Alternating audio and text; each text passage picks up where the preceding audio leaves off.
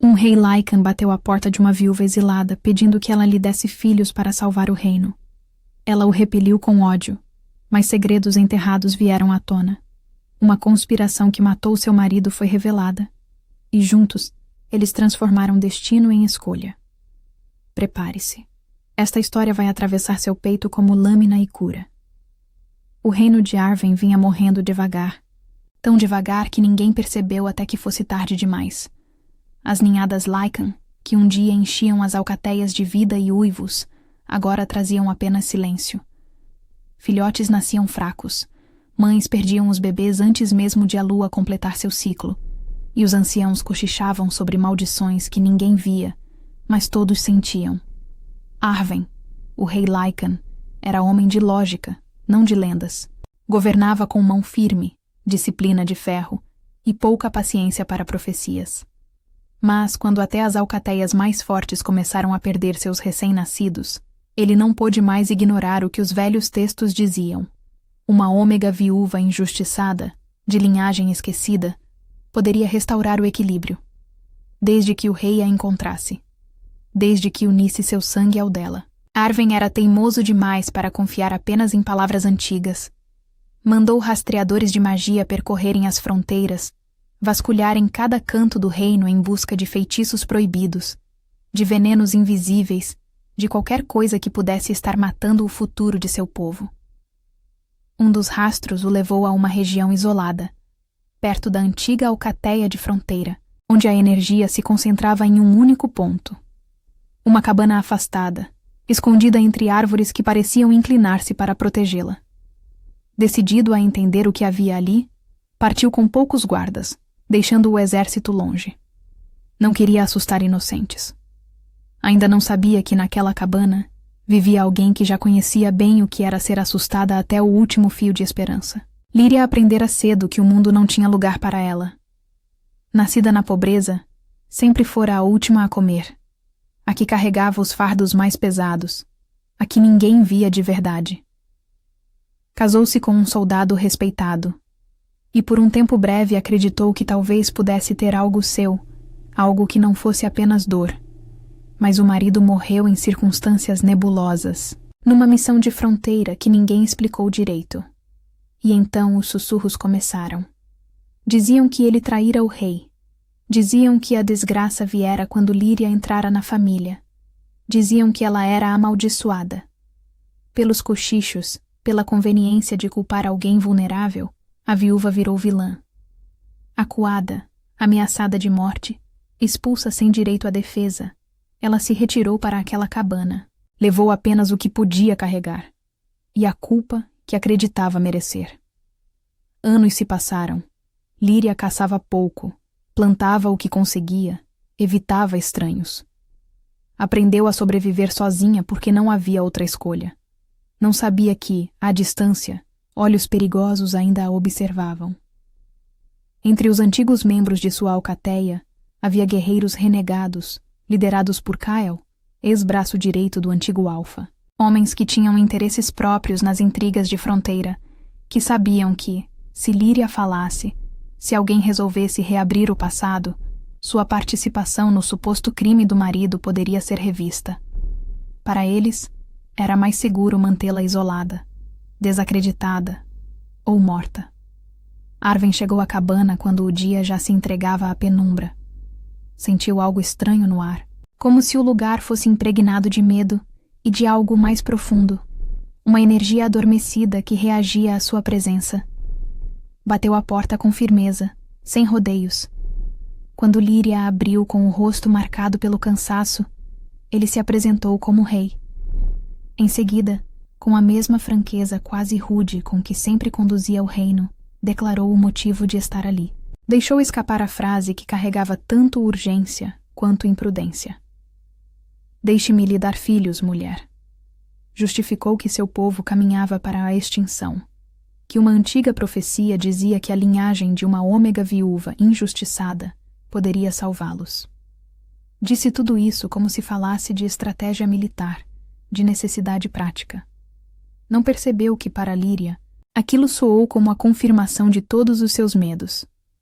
Para ela, que passara anos sendo tratada como maldita e descartável, o rei não via uma pessoa. Via um ventre, uma solução para um problema coletivo. A lembrança do marido morto, dos olhares acusadores, das ameaças veladas acendeu nela um misto de raiva e humilhação. Não via profecia. Via apenas um homem poderoso tentando transformar sua dor em ferramenta. Rejeitou a proposta, desconfiada, temendo ser usada como objeto de sacrifício se algo desse errado. Disse não com voz trêmula, mas firme. E Arwen, acostumado a ser obedecido, ficou parado diante daquela recusa, sem saber o que fazer. Enquanto essa tensa conversa acontecia, os guerreiros renegados observavam de longe. Kael, que há muito alimentava o plano de derrubar Arwen, viu na presença do rei ali uma oportunidade e um risco. Se o rei descobrisse que a acusação contra o marido de Líria fora forjada, toda a base da narrativa usada para manipular a alcateia desmoronaria. Ao mesmo tempo, se os conspiradores conseguissem capturar Líria e controlá-la, poderiam usar seu sangue e sua história para disputar o poder. Apresentar-se como verdadeiros protetores de uma viúva injustiçada contra um monarca supostamente tirano. Kael decidiu agir. Flechas cortaram o ar e se cravaram na madeira da cabana. Uivos de lobos transformados ecoaram entre as árvores. Os guardas do rei responderam, formando um círculo em volta da cabana, e o lugar isolado se transformou em campo de batalha. Líria, que nunca imaginou ver sangue derramado tão perto de casa novamente, foi tomada por pânico antigo. Mas também percebeu que, se ficasse parada, morreria ali sem sequer entender por quê. Arwen, acostumado à guerra, reagiu com precisão. Ordenou que 2 guardas segurassem a entrada e que os outros recuassem com Líria para o interior da cabana. Quando viu uma flecha passar perto dela, instintivamente a puxou para trás. Colocou o próprio corpo entre a ômega e o perigo. No calor do combate, percebeu algo importante. Os atacantes não eram simples bandidos. Os símbolos ocultos em suas armaduras, parcialmente raspados, lembravam marcas de antigas alcateias leais que haviam desaparecido oficialmente anos antes. Logo após a morte do marido de Líria.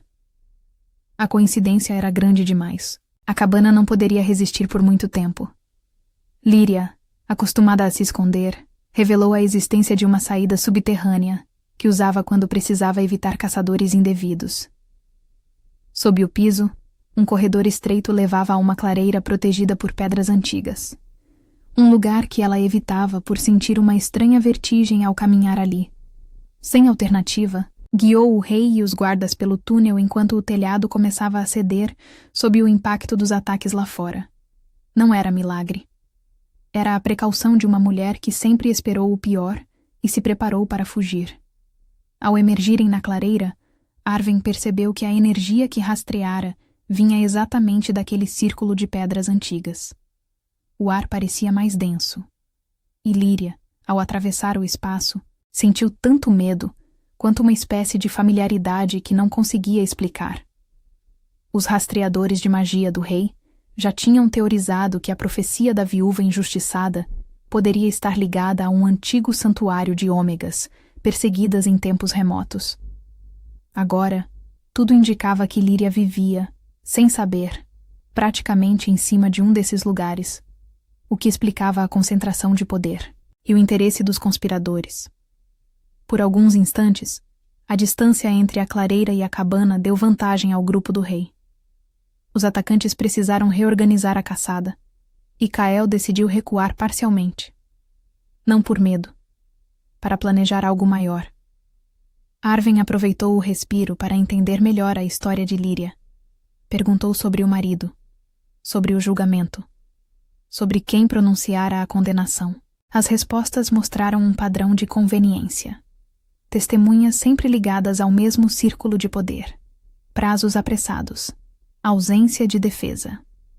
O rei, que confiara em relatórios resumidos no passado, começou a perceber que havia permitido que decisões fossem tomadas sem o rigor que prometera ao assumir o trono. Enquanto isso, Líria se dava conta de outra coisa. Nos gritos que ecoavam de longe, Ouviu um dos inimigos chamá-la de boca perigosa e peça-chave, como se ela fosse mais do que uma viúva esquecida. Se desejavam silenciá-la com tanto empenho, era porque temiam algo que ela representava, mesmo que ela ainda não soubesse o que era. Essa percepção não apagou sua raiva do rei, mas começou a abrir espaço para uma pergunta. Se ele fosse realmente o monstro opressor que descreviam, por que arriscaria a própria vida para tirá-la dali? Por que não a abandonaria para facilitar a fuga? Arwen decidiu que não bastava afastar Líria do perigo imediato. Precisavam chegar a uma fortaleza próxima, onde teriam melhores defesas e acesso a registros antigos. Chamou um de seus homens de confiança, um estudioso dos velhos textos chamado Eldren, que se juntara à expedição justamente por saber decifrar sinais de magia e de profecias. Eldren, ao ver Líria e o círculo de pedras, confirmou que a combinação de energia e de história pessoal dela encaixava com as descrições do pergaminho. Uma ômega acusada injustamente, ligada a um santuário de injustiçados, com o potencial de quebrar padrões de destruição que afetavam todo o reino. Não era magia pura. Era símbolo vivo de algo que precisava ser corrigido. O grupo partiu em marcha controlada até a fortaleza de fronteira. No caminho, enfrentou ataques esporádicos dos renegados, o que confirmou que Kael não desistiria fácil. Esses confrontos serviram para mostrar a Líria que os guardas do rei não a viam como fardo. Viam como alguém que tinham a ordem de proteger. Ela mesma não entendia por que o rei não a deixava para trás, o que seria militarmente mais simples, até ouvi-lo ordenar que qualquer retirada deveria garantir a segurança dela em primeiro lugar. Esse comportamento não combinava com a imagem do monarca frio que lhe haviam pintado. Começou a perceber que talvez tivesse sido enganada. Não sobre tudo, mas sobre quem realmente era aquele homem. Na fortaleza, os conspiradores não perderam tempo. Kael espalhou pela região a versão de que o rei sequestrara uma viúva inocente para usá-la em rituais sombrios, tentando canalizar poder proibido para reforçar sua dinastia. Alguns alfas insatisfeitos com as recentes reformas de Arwen, que limitavam abusos contra ômegas e restringiam o comércio clandestino, viram ali uma desculpa conveniente para apoiá-lo. Enquanto isso, dentro das muralhas, Líria se via pela primeira vez em muitos anos, rodeada de gente que não a tratava como pária. Mas ainda assim, despertava sua desconfiança. Era difícil acreditar que alguém a via como mais do que problema. Arwen, então, colocou diante dela uma escolha. Poderia escondê-la sob proteção, em um lugar seguro, apagando sua presença da vista de todos. Talvez deixando a profecia morrer com o tempo. Ou poderiam expor a verdade, investigar o passado, enfrentar os conspiradores abertamente, o que aumentaria o risco para ambos, mas abriria a possibilidade de limpar o nome dela e desmantelar a rede de mentiras que sustentava a rebelião. Líria, que sempre quisera apenas sobreviver em paz, percebeu que, se escondesse de novo, continuaria carregando uma culpa que não era sua. E permitiria que outros fossem sacrificados no lugar dela. Com medo, mas com crescente indignação, decidiu enfrentar o passado. Pela primeira vez em anos, escolheu lutar em vez de fugir. Com a ajuda de Eldren, o rei reabriu os registros do julgamento do marido de Líria. Documentos esquecidos, depoimentos mal datados e lacunas evidentes começaram a aparecer. Descobriram que as principais testemunhas pertenciam ao círculo de Kael e que o relatório final fora redigido às pressas, sem os selos necessários de verificação. Um detalhe chamou a atenção. O corpo do marido nunca fora entregue à família. Apenas um manto queimado e o brasão do soldado. Eldren, especialista em vestígios, usou um ritual simples, baseado na magia de sangue que ainda restava no brasão, para projetar um fragmento da última batalha do homem. Não era milagre. Era técnica antiga, usada para investigações quando havia dúvida sobre a morte de guerreiros importantes. Nesse fragmento não havia sinal de traição. O marido de Líria era visto recusando a proposta de Kael de se unir a um plano para lucrar com desvios de recursos e com alianças clandestinas com inimigos. Quando se recusou, foi morto pelas costas pelos próprios homens que deveriam lutar ao seu lado. O relatório de traição nada mais fora do que a capa conveniente para ocultar um assassinato político. Ao mesmo tempo, documentos encontrados entre os papéis de Kael mostravam referências à profecia e a instruções para espalhar o boato de que a chegada de Líria à família marcara o início da desgraça, transformando-a no alvo perfeito. Invisível o suficiente para não ter quem a defendesse. Frágil o suficiente para ser destruída sem esforço. Ao se deparar com essa verdade, Líria sentiu o chão fugir debaixo de seus pés. Anos de culpa e vergonha desmoronaram e deram lugar a uma dor diferente, feita de luto verdadeiro e raiva consciente. Ela finalmente compreendeu o porquê de ter sido escolhida como vilã. Era invisível, fraca aos olhos de todos, e assim seria mais fácil queimá-la em praça pública ou expulsá-la sem alarde. Saber que o marido morrera por honrar o juramento ao rei, e não por traí-lo, também mudou sua visão sobre Arwen. Se o rei tivera falhas, não tinham sido de crueldade fria, mas de confiança excessiva em homens errados, de permitir que outros decidissem sem fiscalização, de acreditar demais nos relatórios e pouco nas pessoas. Essa mudança interior transformou Líria em algo que Kael jamais imaginou. Uma mulher com motivo claro para enfrentar quem a usou como escudo. Ela aceitou se colocar ao lado do rei, não como súdita submissa, mas como alguém disposta a expor, diante de todos, a farsa que havia sustentado a rebelião. Arwen, por sua vez, viu naquela escolha não apenas a possibilidade de cumprir uma profecia, mas uma forma de corrigir erros do próprio governo, de provar que justiça não era apenas palavra bonita em discursos. Era ação. Era reconhecer quando se estava errado. Era dar voz a quem nunca teve. Os conspiradores, percebendo que a verdade começava a se espalhar entre as alcateias leais, organizaram um grande ataque à fortaleza. Queriam capturar Líria antes que o fragmento da memória do marido e os documentos chegassem à capital. A batalha que se seguiu foi dura.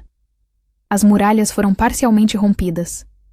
Soldados leais e rebeldes se chocaram num caos de terra e pedra. Arwen lutou na linha de frente, enquanto Líria foi posicionada com Eldren no pátio interno. Líder inesperada na organização da retirada de civis e feridos. Demonstrando coragem e clareza de pensamento que ninguém associaria a uma amaldiçoada. Ela gritava ordens, direcionava guardas, amparava crianças. E o povo começou a vê-la não como vítima frágil, mas como alguém que sabia o que fazer quando tudo desmoronava. Kael, determinado a virar o jogo, infiltrou-se na fortaleza durante a confusão. Tinha um objetivo: tomar Líria como refém. Encontrou-a no círculo que Eldren havia desenhado no pátio, uma reprodução adaptada do Santuário das Pedras. Preparada não como um milagre, mas como plano de contingência. O círculo reagiria não à força bruta, mas à confissão forçada da verdade, utilizando a energia do santuário ligado à história de Líria. Kael não sabia disso. Ao confrontá-la, revelou com cinismo que escolhera o marido dela como bode expiatório justamente porque, ao derrubá-lo, poderia moldar uma viúva frágil e calada. Alguém que nunca seria ouvida. Alguém que carregaria a culpa até morrer. Líria, em vez de recuar, manteve o olhar firme. Deixou que ele falasse. Levou-o a se vangloriar de seus feitos dentro do círculo. Quando ele admitiu em voz alta ter manipulado julgamentos, falsificado provas e usado o nome de Arwen para legitimar mortes que serviam apenas aos próprios interesses, o círculo foi ativado com a ajuda discreta de Eldren. A magia não o destruiu, mas amplificou as palavras de Kael, levando sua confissão a ecoar pelo pátio, onde soldados leais e rebeldes podiam ouvir. Não foi acaso, foi o resultado de planejamento. Eldren explicara que a energia do santuário reagia melhor à verdade revelada pela própria boca dos culpados do que a ataques diretos. Era justiça, não vingança. Ao ouvirem a confissão, muitos guerreiros que lutavam do lado de fora hesitaram. Alguns, que haviam se juntado a Kael acreditando realmente que o rei era um tirano, derrubaram as armas e recuaram. Outros se voltaram contra os líderes da conspiração, gerando confusão entre as fileiras rebeldes. Com a coesão inimiga quebrada, Arwen e seus homens conseguiram conter o ataque, sem recorrer a nenhum recurso inexplicável. O perigo sempre fora real. O risco de derrota existira. Mas a mudança de rumo veio do impacto da verdade sobre homens que não estavam dispostos a morrer por uma mentira. E isso, Arwen percebeu. Era algo que nenhuma profecia poderia garantir. Era a escolha humana. Era o que separava um reino justo de um reino de medo. Depois da batalha, os conspiradores sobreviventes foram julgados publicamente. A memória do marido de Lyria, o brasão ensanguentado e a confissão de Kyle foram apresentados a líderes de diversas alcateias. O nome da viúva foi limpo diante de todos. Alguns dos que a haviam expulsado, anos antes, tentaram pedir perdão, mais por temor do que por arrependimento genuíno. Outros foram exilados, para que jamais tivessem poder de repetir aquelas manipulações. Lyria, enfim, deixou de ser a amaldiçoada e passou a ser reconhecida como peça central na revelação de crimes que quase destruíram o reino. Não por ser especial, mas por ter tido a coragem de enfrentar o que quase a matou.